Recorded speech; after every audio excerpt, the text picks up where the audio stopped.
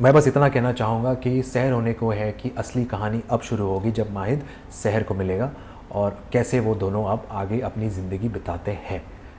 क्योंकि जो आपने देखा अब तक तो सारा वो बिल्डअप था। लेट नाइट शूट मतलब कौन सा, आई वुड से 2 से 2 वाली शिफ्ट जो दोपहर के 2 बजे शुरू होती है और रात के 2 बजे ख़त्म हो जाती है। बिकॉज मैं उसी वक्त सोता हूँ आसपास उसके 3-4 बजे। ओके। टूटा हुआ इंसान जो जुड़ने के लिए इंतज़ार कर रहा है किसी का। वाह। एक पार्थ। टूटा हुआ इंसान जो जुड़ने के लिए इंतज़ार कर रहा है किसी का। फ़िलहाल मैं किसी से भी मिलता इंशाल्लाह इंशाल्लाह होगा इंशाल्लाह होगा, तो सामने वाला अरे इंशाल्लाह इंशाल्लाह क्यों बोल रहा है तेरे से। तो एक किस्म का एक फ़र्क आ जाता है जो मुझे वो बड़ा अच्छा लगता है कि कुछ चीज़ें होती है। वही एक एज एन आर्टिस्ट आप बहुत किरदारों से बहुत कुछ सीखते हो। टू मेक श्योर कि मैं कोई भी अल्फाज कोई भी लफ्ज़ गलत ना बोलूँ। होता क्या है कि मुझे बस खौफ क्या रहता है कि आप ना दोनों सिचुएशन में फंस जाते हो। एक तो ये है कि अगर आपने उनका डीएम एक्सेप्ट कर लिया तो वो आपको रोज़ मैसेज करते हैं कि आज आप बहुत अच्छे लग रहे हो। So good to see sir. Hi, thank you so much, thank you for having me over here. Many congratulation जिस तरीके से शो को इतना ज़्यादा प्यार मिल रहा है। Thank you I am glad that लोगों को इतना पसंद आ रहा है ये शो। और बस इतना कहना चाहूँगा, अगर आप ऑनेस्टी से कुछ किरदार प्ले करते हो और पूरा 100% देते हो तो आपकी कहानी वो ऑडियंस तक पहुँचती है, उनके दिलों को छूती है। सो यस, काफ़ी कुछ है जानने के लिए शो से रिलेटेड, आपके पहले के काम से related, but will start with the rapid fire question. Show please. अगर आपसे हम पूछे कि आपको 1 वर्ड में या 1 सेंटेंस में इस चीज़ का कैसे जवाब देना हो, सो टीवी और ओटीटी। टीवी और ओटीटी, लेकिन किस मामले में? मतलब मैं प्रेफर करूँगा जी, मैं देखना चाहूँगा ओटीटी, बट अगर if I have to be a part of I would say television, because it gives you that space कि आप अपने किरदार को अच्छे से ऑडियंस तक पहुँचा सकते हो। But what do you think कि टीवी से और ओटीटी से? तो ये रैपिड फायर था, तुम अचानक अलग उसमें चले नहीं नहीं, क्योंकि आपका जवाब कुछ इस तरीके से था। हाँ, ऑडियंस कौन सा चीज़ ज़्यादा कनेक्ट करती है एज अ ऑडियंस ज़्यादा तो टेलीविज़न कनेक्ट करती है। यस। रोमांटिक सीन या इंटेंस इमोशनल सीन? दोनों। अर्ली मॉर्निंग शूट या late night shoot? Early morning shoot और late night shoot, oh that's a good question. Late night shoot मतलब कौन सा, आई वुड से 2 से 2 वाली शिफ्ट जो दोपहर के 2 बजे शुरू होती है और रात के 2 बजे ख़त्म हो जाती है। बिकॉज मैं उसी वक्त सोता हूँ आसपास उसके 3-4 बजे। ओके। 1 वर्ड फॉर सहर होने को है? 1 वर्ड, शब्द की कमी है, एक शब्द काफ़ी नहीं है इजहार करने के लिए शो के बारे में। आपके अल्फाजों में जो आपने इस शो के दौरान सीखा हो? बहुत सीखा है मैंने, हर लफ्ज़ सीखा है, हर उर्दू भाषा जो है हर दिन कुछ ना कुछ हम सीख ही रहे हैं और मज़ा आ रहा है हमें ये शो करने में। और आई वुड से मैं इस शो से हम काफ़ी मुतासिर हुए हैं, इम्प्रेस हुए हैं अपने आप से कि मैं इस कैरेक्टर पे ऑनेस्टली उसको परफॉर्म कर पा रहा हूँ, thanks to the director and the creative and the writer. And we have a fantastic team and I am sure that it should reach out to the audience as much as I can because it's a beautiful show. Coffee और चाय? Coffee. Fitness के बिना एक दिन possible और impossible? बिल्कुल possible है, मैं 4-4 महीने निकालता हूँ खाने के बिना नहीं निकाल सकता। फेम ब्लेसिंग या रिस्पॉन्सिबिलिटी? ओह, ब्लेसिंग या responsibility? Fame with the expand answer. I would से मैं ये कहना चाहूँगा रिस्पॉन्सिबिलिटी। क्यों? क्योंकि मुझे लगता है कि लोग आपको देखते हैं और आप ही से सीखते हैं, और आपको अगर वो पसंद करते हैं, specially me, I have always been on the positive side, so लोग आपको अगर पसंद करते हैं तो वो आपकी तरह बनने की कोशिश करते हैं, आपकी तरह जीने की कोशिश करते हैं। तो आप जस्ट मेक श्योर करें कि आप जितना ज़्यादा खुशियाँ बांट सकते हो उतनी ज़्यादा खुशियाँ और अच्छी चीज़ें बांटें, अच्छे लेसन्स दें लाइफ को। सोशल मीडिया का दौर है, सो इंस्टाग्राम या real life content? Social media का मैं समझा नहीं, सॉरी। सोशल मीडिया का दौर चल रहा है जी। काफ़ी लोग फ़ोन पे बिजी हैं जी। तो आप इंस्टाग्राम के रील में बिलीव करते हो या क्या इंस्टाग्राम के कंटेंट में, या रियल लाइफ के कंटेंट में? जो रियल लाइफ का कंटेंट कंटेंट क्या होता है? जैसे जो भी हम प्रोसेस करते हैं, जो जिससे हम सीखते हैं, जिससे हम लोगों को सिखाते हैं overly. Oh that way, I would say both are in parallel. आपको जो प्लेटफॉर्म से सीखना है वो आपके ऊपर मायने रखता है। अगर आपका एक्सपोजर उतना नहीं है, अगर आप बहुत लिमिटेड लोगों से मिल रहे हो और अगर आपको सोशल मीडिया पे कुछ बाहर की नॉलेज मिल रही है तो व्हाई नॉट। आपको बाहर से कुछ सीखने को मिल रहा है तो वाई नॉट। अगर आप बहुत लोगों से स्ट्रीट पे मिल रहे हो और आपकी लाइफ ये हो तो आपको सोशल मीडिया की ज़रूरत नहीं है। अगर फ्यूचर में आपको 3 में से एक चीज़ पिक करना हो, फिल्म, वेब या डायरेक्शन, तो वो क्या होगा और क्यों? डायरेक्शन आपने पूछा? हाँ। Okay, direction. Because over the years I felt कि ऐसे बहुत सारे इमोशंस हैं मेरे अंदर जो मैं सामने वाले में देखना चाहता हूँ, और मैं कभी कभी एक डायरेक्टर भी बन जाता हूँ, क्योंकि मैं डायरेक्टर को कुछ गाइडेंस भी देता हूँ कि ये शॉट ऐसे ले सकते हैं, ये मोमेंट ऐसा हो सकता है। स्पेशली जो मेरे सामने जो ऐसे बहुत सारे एक्टर्स आते हैं जो 2 दिन के लिए आते हैं, 1 दिन के लिए आते हैं और बहुत नर्वस होते हैं, अपने लाइन से बहुत जुड़े हुए होते हैं कि उनको लाइन कैसे बोलनी है, तो मैं उनको हमेशा काम डाउन कराता हूँ, उनको हमेशा ऐसे एक लाइन ऐसे कराता हूँ, एंड आई मेक श्योर कि वो अपने अच्छे से परफॉर्म कर पाए। So that way I feel I have that knack of direction, so one day I will be, fingers crossed.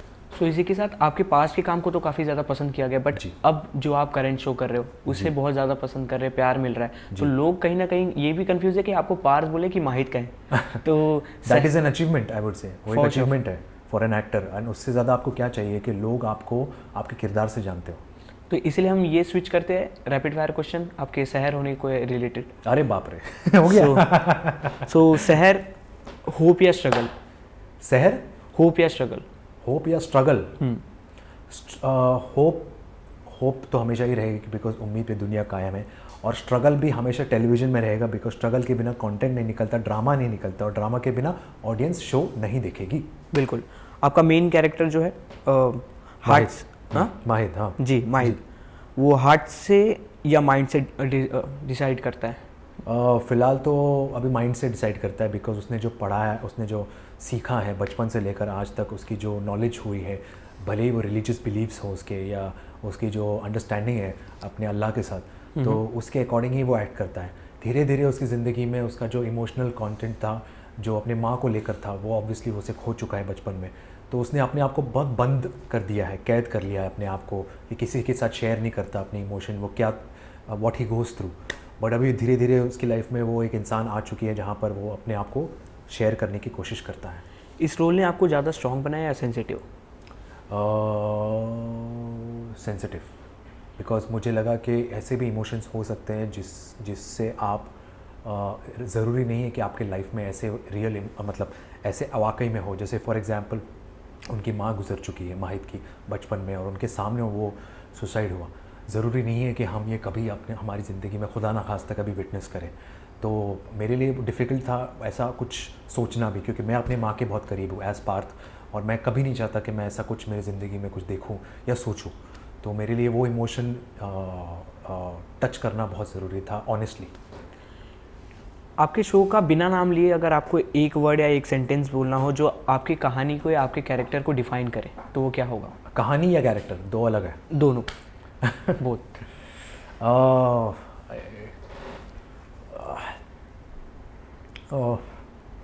बहुत है यार ऐसे, मतलब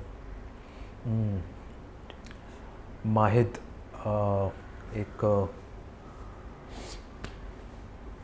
एक टूटा हुआ इंसान जो जुड़ने के लिए इंतज़ार कर रहा है किसी का। वाह। एक पार्थ, टूटा हुआ इंसान जो जुड़ने के लिए इंतज़ार कर रहा है किसी का। टूटा हुआ इंसान, तो ये रियल लाइफ कनेक्ट करते हो आप?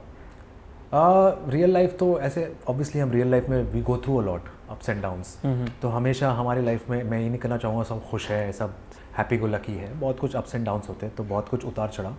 यस, हालांकि एवरी इंसान, एवरी ह्यूमन बीइंग वांट्स कि उसके साथ कोई हो, उसका साथ देने वाला या उसके साथ देने वाली, जो उसको हमेशा सपोर्ट दे, वो मेंटल सपोर्ट, इमोशनल सपोर्ट दे। या सो पार्थ यानी आप अपने आप को खुद को किस तरीके से, कौन से जॉनरा परफॉर्म करते हुए पसंद करते हो? ये इंटेंस, यही जो इनफैक्ट जो कर रहा हूँ, इंटेंस या रोमांटिक?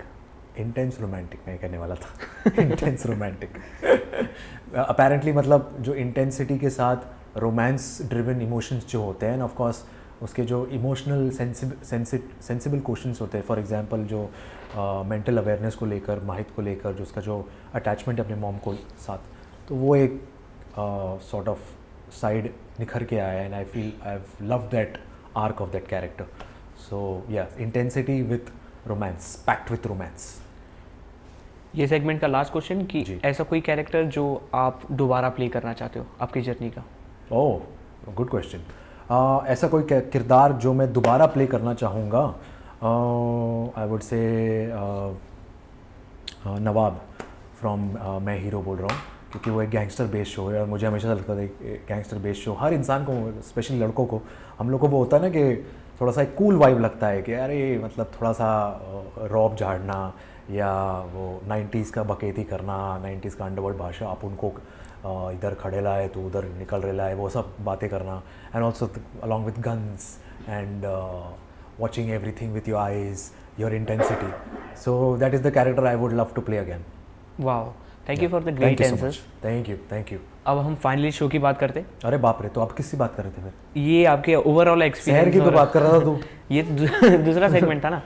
बट अब आपके प्री इंटरव्यू में आपने कहा था कि ये जो कैरेक्टर है सबसे ज़्यादा चैलेंजिंग रहा है अभी तक आपके लिए, तो वो क्यों? इसलिए बिकॉज इतने वो कैरेक्टर के लेयर्स है। मैंने जो भी किरदार किया है हमेशा एक हैप्पी गो लकी पॉजिटिव इंसान, guy next door, boy next door किस्म का एक किरदार किया है जो हमेशा अच्छा रहता है, उसकी लाइफ अच्छी रहती है, खुशियाँ बांटता है, सब कुछ। जबकि ये किरदार हमेशा एक स्कार्ड, एक ट्रॉमेटिक पास से गुजरा है, इसको नहीं फ़र्क पड़ता इसके आसपास कौन है, इसको नहीं फ़र्क पड़ता दूसरे लोग इसके बारे में क्या सोचते हैं, इसको अपने फैमिली के बारे में इतनी परवाह नहीं है क्योंकि इसकी इतनी अटैचमेंट है नहीं उसकी, तो बिकॉज जिसके साथ उसकी अटैचमेंट थी वो इंसान तो उसको छोड़ के चली गई।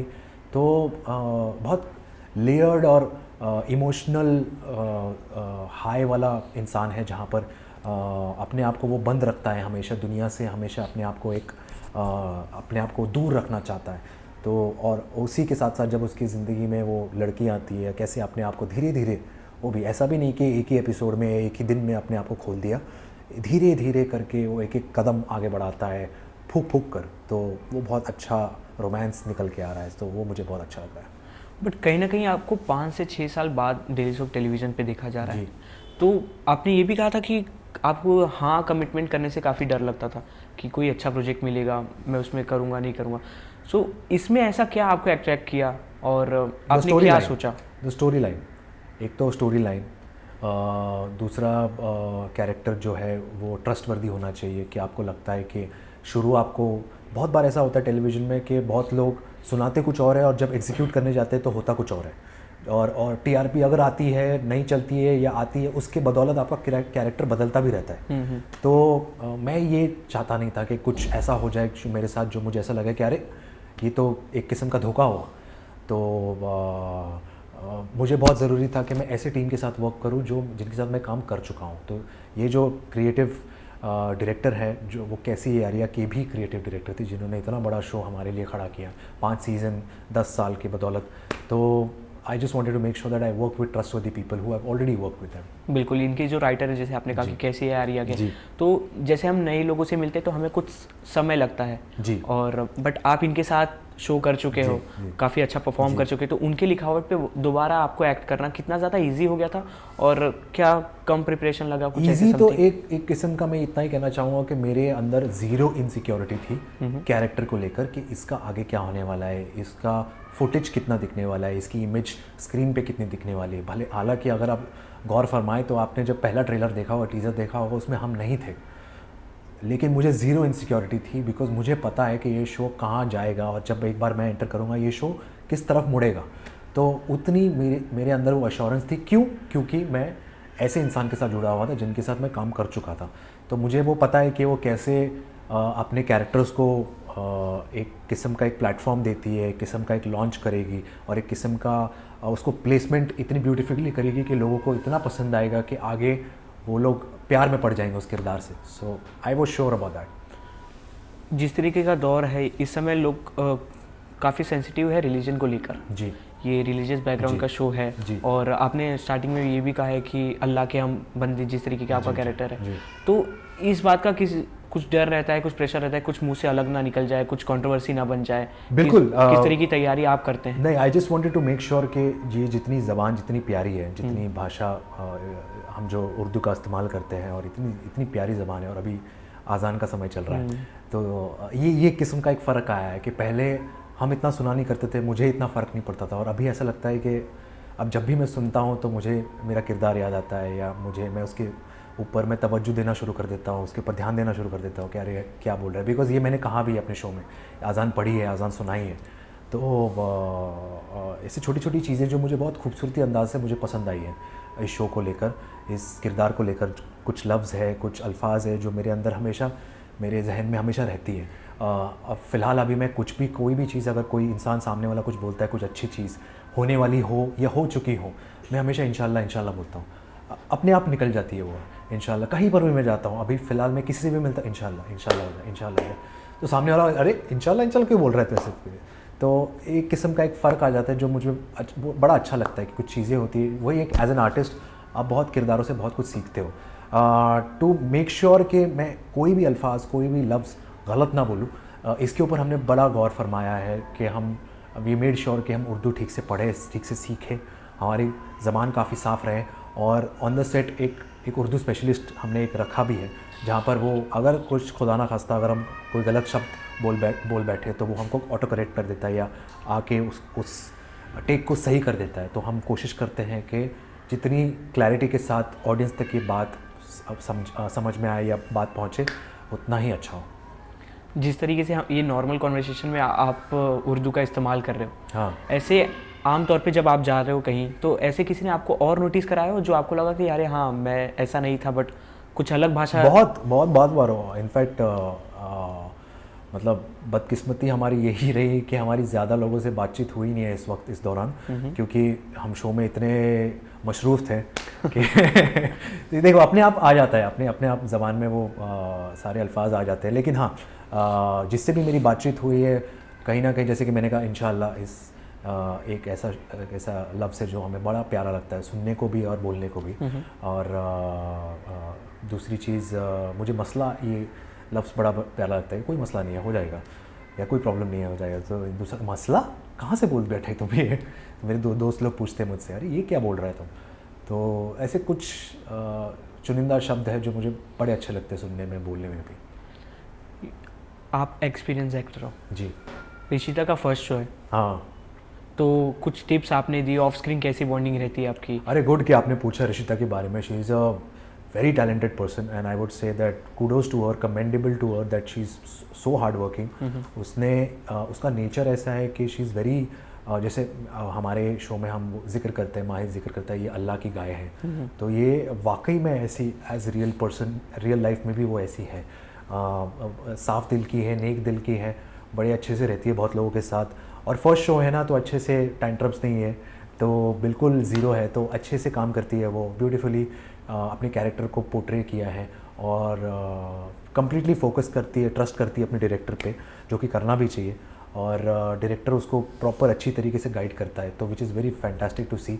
और उसकी ग्रास्पिंग बहुत पावर बहुत अच्छी है। केमिस्ट्री को लेकर हालांकि हम हाल ही में ही हमने बातचीत शुरू की है एक दूसरे से, and which is getting to know each other, जो कि जितना मैंने आपको बताया उसके बारे में, ये वही जान पहचान करने के बाद में ये नतीजे पे हम पहुँचे हैं कि ये ऐसी अल्लाह की गाय है। तो yeah she is a very sweet person and is wonderful to work with her. शहर होने को इस शो की कहानी आज की यूथ से, आज की जनरेशन से कैसे कनेक्ट करेगी? What do you think? आज की जनरेशन से कैसे कनेक्ट करेगी? आई वुड से इमोशंस जो है ना, वो 70 की दिशा में भी वही थे, 80 में भी वही थे, 90 में भी वही थे। तो इमोशंस जो है वो हमेशा वही रहते हैं। आपकी दुनिया बदलती है, आपकी ज़बान बदलती है, लेकिन जो इमोशंस होते हैं, फॉर एग्जांपल जेलेसी तो जेलेसी होती है, रोमांस तो रोमांस होता है, नफ़रत तो नफ़रत होती है, रिवेंज तो रिवेंज होता है, बदला तो बदला हो। तो ये इमोशंस जो बेसिक होते हैं, यही ऑडियंस को कनेक्ट करती है। और आप उसमें कितने ऑनेस्टली उन इमोशंस को परफॉर्म करते हो, वही मायने रखता है और वही ऑडियंस के दिलों तक पहुँचती है। बिल्कुल, तो वही कोशिश है हमारी। और इसी के साथ आपने इसकी पहले एक ऐसा शो किया जो बचपन बूढ़े सभी लोग साथ बैठकर देखते जी, CID। अरे वाह, मुझे लगा कसौटी ज़िंदगी। CID आपने जो CID में सोशल मीडिया पे जो पोस्ट किए, उस पोस्ट को काफ़ी ज़्यादा प्यार मिला है। बिल्कुल आपके ID कार्ड वाले रील पे, एक रील तो मतलब 100 मिलियन क्रॉस कर गई यार। मतलब बताओ, ऐसा लोगों को वाकई में लग रहा था मैं CID ऑफिसर हूँ। जो बचपन का सपना रहता है लोगों का देखना, आपने तो वो परफॉर्म किया। जी। तो आपका ओवरऑल उसका एक्सपीरियंस कैसा था? और आपका ऐसा रोल था कि आप आपकी जो टीम में घर का बेदी कौन है वो ढूंढना, तो ये आपके लिए कितना डिफिकल्ट हो रहा था? नहीं, एक्चुअली बहुत इंटरेस्टिंग था, बहुत मज़ा आया मुझे CID। इनफैक्ट आई वुड से कि मेरा one of the best time था एज एन आर्टिस्ट प्ले करना, बिकॉज एक तो ऐसा है कि ऐसा नहीं था कि शो मेरे कंधों पर चल रहा है कि आप रोज़ काम कर रहे हो उसके ऊपर। लिमिटेड टाइम होता था, छुट्टियां मिलती थी मुझे, ब्रेक मिलता था, मुझे अपनी चीज़ें करने को मौका मिलता था। वापस जाके मैं अभिजीत सर, दया सर से इतना सीखने को मिलता था। मैं हमेशा कट के बीच में उनके साथ बैठकर ऐसे ही आपके जैसे इंटरव्यू की जैसे मैं सवाल उनसे पूछता था कि कैसे हो, कितने साल आप कर रहे हो, आपका बेस्ट सीन कौन सा था, सबसे चैलेंजिंग सीन कौन सा था, कब मज़ा आया, कभी बोर नहीं होते कि आप इतने साल हो चुके हैं। तो बहुत कुछ उनसे सीखने को मिला। अभी भी मैं उनके साथ टच में हूँ and I would say that is one of the most fun show that I did with, क्योंकि एक किस्म का इमोशनल बैगेज नहीं होता। You are there as an officer, CID officer, talking about victims and dead bodies and murder and crime and everything, but you don't have emotional attachment. So वो मेरे लिए बहुत सही था कि आके बस बोलो as a straightforward person, keeping that poker face. Challenging बहुत था बिकॉज एक किस्म का मेरे सामने तो फिर शुरुआत में वो एक जो ऑरा है दया सर का और अभिजीत सर का, तो वो मेरे लिए बहुत बड़ा था। तो with utmost respect I had that, but yes as the show progressed I got comfortable playing that character and yeah it was total fun. Daya भी जो बचपन से हीरो रहे, उनका दरवाज़ा तोड़ने वाला कुछ किस्सा आपके साथ हुआ? नहीं, एक्चुअली उल्टा हो गया कि दया एक सिचुएशन जहाँ पर है कि दया सर दरवाज़ा तोड़ने के लिए जाते हैं और मैं बोलता हूँ एज ACP ऑफिसर के दया दरवाजे तोड़ने के दिन गए, अब साइबर क्राइम को ब्रीच करना है। तो ये जो आपकी जो पुरानी ओल्ड स्कूल टेक्नोलॉजी है उसको आप थोड़ा सा साइड में रखिए, because now is the time of new technology. So आपको कहीं जाने की ज़रूरत नहीं है, मेरी team technology department surveillance team से सब देख लेगी। So that was for me very fun because I felt के कुछ तो अलग करने को मौका मिला, कुछ अलग बोलने का मौका मिला, बिकॉज ये सीन जो है इतना आइकॉनिक डायलॉग्स है दया सर के या अभिजीत सर के या प्रद्युमन सर के ऑब्वियसली। तो yeah I had fun working with them. Parth भाई, आपके एक और शो का मुझे जिक्र करना है, कैसी है यारियां, जी जिसने मेरे ख्याल से काफ़ी बदलाव लाया आपके करियर में, आपकी जर्नी में। जी। सो उसके बाद आपकी गर्ल्स फ़ैन फॉलोइंग काफ़ी ज़्यादा हो गई, आपने भी जो नोटिस किया होगा। तो as an public figure, as an busy artist, आप सभी को उतना टाइम नहीं दे पाते, तो जो नाराज़गी अगर फैंस आपको दिखाते तो आप उनसे कैसे कनेक्ट करते?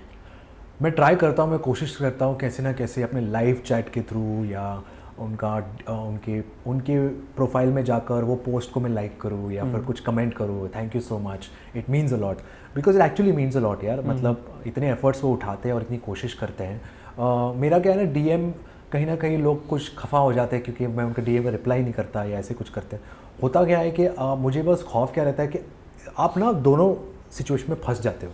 एक तो ये है कि अगर आपने उनका DM एक्सेप्ट कर लिया तो वो आपको रोज़ मैसेज करते हैं कि आज आप बहुत अच्छे लग रहे हो, या गुड मॉर्निंग या गुड इवनिंग, या हर दूसरे दिन, हर तीसरे दिन, और वो आपके हमेशा सामने आता रहता है। फिर आप ऑब्लिगेटेड रहते हो कि आप उसको रिप्लाई करो, और नहीं रिप्लाई करते फिर वो लोग और खफा हो जाते हैं। तो उस सिचुएशन में ना पढ़ने से अच्छा है कि आप वो DM एक्सेप्ट ही ना करो। इसलिए मुझे लगता है कि but sorry for that, but in a way yes, I try reaching out to them through my live chat. I try reaching out to my to them through my through reaching out to going on their posts and liking and commenting, because you guys seriously touch me a lot through the social media post, and it's very heart touching. So thank you so much. As in public, what do you think? What is the key point to connect with the audience properly? As an actor? As an actor, what do you think? What do you think? What is the key point to connect with the audience properly? There is nothing as such. There is a particular key point to connect with the audience. It depends on what aspect you want to connect with. You want to connect with them through your artist form. You want to connect with them through your through giving some political message, or through giving some beautiful message about say society, some civic sense. So it can be anything. It's about how you reach out to them. But I would say overall I would से अगर आप कुछ भी message देना चाह रहे हो, please यार, ये दुनिया बहुत उसमें एक दूसरे के साथ नेगेटिविटी, क्रूअलिटी, ड्रामा बहुत उसमें घिरी हुई है। Try to reach out to people through a positive aspect, through a positive approach, क्योंकि kindness and compassion is something that people genuinely need it. So reach out to people and be kind to people and be caring towards people. Trust me, the world needs that. Life के दो part सभी को पता है, एक खुशी एक दुखी. सो खुश के दौर में तो सभी काफ़ी अच्छे से रहते हैं, हंसते खेलते, बट पार सामथान अगर आपकी लाइफ में कोई दुख आता है, स्ट्रेस आता है और एज एन आर्टिस्ट काफ़ी ऊपर नीचे हम लोग को देखना पड़ता है, तो वो चीज़ आप कैसे हैंडल करते हो और उस वक्त में आप क्या करते हो? मैं हैंडल अनफॉर्चुनेटली अपने तक ही रखता हूँ. मैं शेयर करता हूँ नहीं. मैं उस किस्म का इंसान हूँ नहीं जो सिंपैथी गेन करने की कोशिश करे या लोगों के पास जा के शेयर करे कि मेरे साथ ऐसा हुआ या मैं इस चीज़ से गुजर रहा हूँ. मैं वैसा हूँ नहीं. I believe in, I don't know whether that is wrong और right. Maybe I think it's wrong also, because emotions को अपने अंदर पेंट अप रखना, बॉटल्ड अप रखना, क्योंकि मुझे लगता है एक पॉइंट ऐसा आएगा जहाँ पर मैं ब्लास्ट करूँगा. तो उस कगार पर तक मैं नहीं पहुँचना चाहता. तो कोशिश करता हूँ कि मैं वो इमोशंस को बाहर लाऊँ ही ना. बट येस, अगर मैं फील करता हूँ तो I let it go. I cry sometimes, I let my self go. And yes, कोशिश करता हूँ कि मैं अकेले में रहूँ, कोई देखे ना.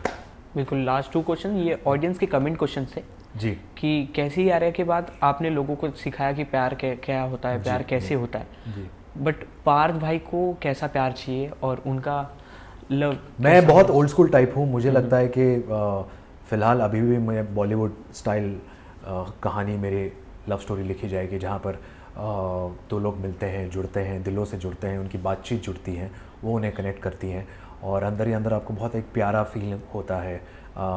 हालांकि मैं सोशल मीडिया या डेटिंग ऐप से बिलीव नहीं करता. तो यस, मेरे लिए बहुत ओल्ड स्कूल वाइब है जहाँ पर गाने बजेंगे, जहाँ पर रोमांस आपको फील का होगा अपने आप, like love is in the air. बिल्कुल. और ये एक और था कि आपको रियलिटी शो में नहीं दिखा गया. इस इंडस्ट्री में जिस तरीके से रियलिटी शो ट्रेंड है जी, काफ़ी लोग जाते हैं अपने जर्नी को आगे बढ़ाने के लिए, आपको क्यों अभी कोई रियलिटी शो में नहीं दिखा गया? इसका कोई स्पेसिफिक रीज़न? नहीं, रीज़न सिर्फ इतना ही है कि I would like to explore myself as an actor. कितने ज़्यादा किरदार कर सकता हूँ मैं, that is because I have always been very picky and choosy over characters. मतलब I believe in quality over quantity और मैं गिने चुनिंदा ही किरदार कर रहा हूँ. तो अगर उसमें भी मैं अगर एक्टिंग नहीं कर रहा हूँ तो मेरे लिए ऐसा लगा कि यार मैं क्या कर रहा हूँ. और I am a very personal guy, I would say. When it comes to personal life, I keep it very personal. So I don't like or I would not appreciate myself being very vulnerable in front of audience. I'm that kind of a guy, shy you could say, or a very introvert. और मैं वही अपने पास एक shield बना कर रखना चाहूँगा. And I would say that only people who are close to me, I would like to be open to them about my feelings. So yeah, that's about it. Nothing else. वाह, thank you so much. Thank you. जाते जाते show में क्या और interesting देखने को मिलने वाला है? और बस मैं इतना कहना चाहूँगा कि सहर होने को है कि असली कहानी अब शुरू होगी जब माहिद मैं बस इतना कहना चाहूँगा कि सहर होने को है कि असली कहानी अब शुरू होगी जब माहिद सहर को मिलेगा और कैसे वो दोनों अब आगे अपनी ज़िंदगी बिताते हैं.